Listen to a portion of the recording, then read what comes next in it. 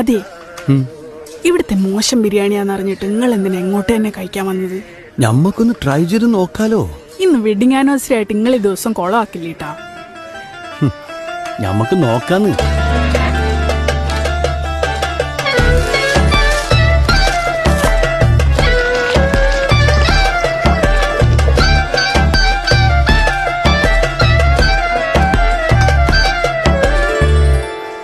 എന്നാ കഴിച്ചോ.